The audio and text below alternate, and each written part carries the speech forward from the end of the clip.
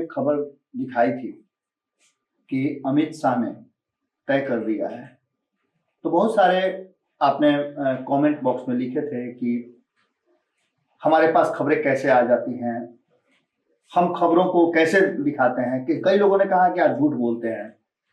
लेकिन आज अखबार के किसी भी पन्ने पर जब आप पलटेंगे तो आपको ये सीधी तौर पर नजर आ जाएगी कि संजय जायसवाल जो बिहार प्रदेश भाजपा के अध्यक्ष हैं और संगठन मंत्री नागेंद्र जी को दिल्ली तलब किया गया। अब खबर पर हम आते हैं। आपका यह भी कहना है कि हम खबर कम दिखाते हैं, जो जन सरोकार के मुद्दे हैं उस पर हम अमल नहीं करते हैं।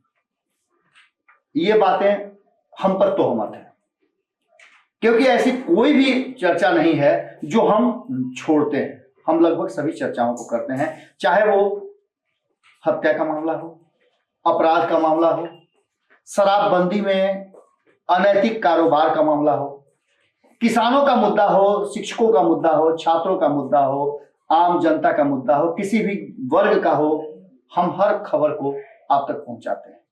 राजनीतिक चर्चा हम इसलिए करते हैं कि राजनीतिक चर्चा के बिना लोकतंत्र की कल्पना नहीं की जा सकती है। ये वो स्तंभ है जो सबसे मजबूत पिलर है और इसी पर लोकतंत्र टिका होता है। अब हम आते हैं खबर पर।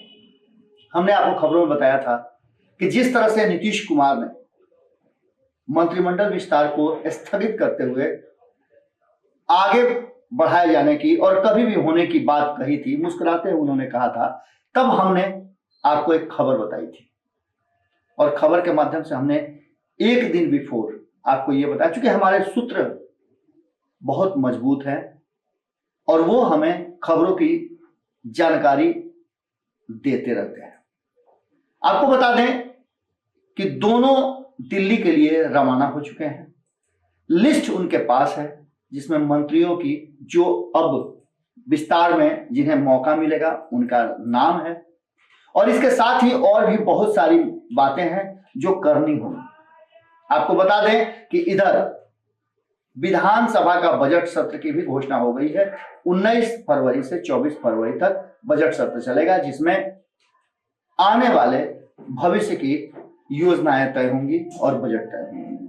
आपको बता दें कि इसको भी लेकर के विपक्ष काफी ज्यादा सरकार पर उंगली उठा रहा था कि सरकार ने बजट सत्र को छोटा क्यों किया। राज्यपाल का भाषण होगा, अभिभाषण के बाद उस पर वाद विवाद होगा, चर्चा होगी और बजट पेश किया जाएगा। खैर ये तो बातें जो विधिवत चलेंगी वो है।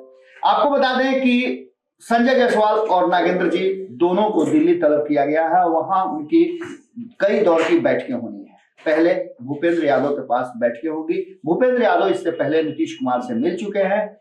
जो लिस्ट थी एक बार उस पर चर्चा हो चुकी है, लेकिन नीतीश कुमार को वो लिस्ट मंजूर नहीं थी, जिसके कारण मंत्रिमंडल के विस्तार को आगे बढ़ा दिया गया था। अब उस पर अंतिम मोहर आला कमान की लगेगी और आला कमान ने ताड़ाताड़ी में एकदम जल्दी में दोनों को दिल्ली तलब किया है। संभावनाएं बहुत ज्यादा है। आप समझ लीजिए कि 24 तक बजट चलना है अगले महीने का। अभी 1 महीना उसमें समय है और उससे पहले इस तरह की बातों का सामने आना, यानी कि आप मान के चलिए कि बजट सत्र से पहले सरकार और एनडीए में बहुत कुछ तय होना है।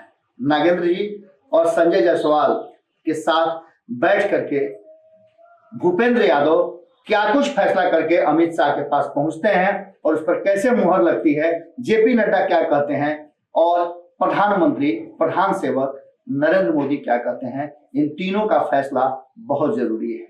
आपको पता है कि भारतीय जनता पार्टी के वर्तमान स्वरूप में इन तीनों की महत्ता बहुत ज्यादा, और खास करके अगर बात करें तो बिहार अब दिल्ली से ही चलेगा। ये बातें भी हमने आपको स्पष्ट तौर पर बता दिया है। इसकी भी झलक अब आपको देखने को मिल रही होगी। आने वाले समय में नीतीश कुमार के लिए काम बहुत कम बच जाएगा, क्योंकि अब दिल्ली से ही बिहार भी गाइड किया जाएगा और इसी के लिए अंतिम दौर के फैसले के लिए जायसवाल और नागेंद्र जी को बुलाया गया है।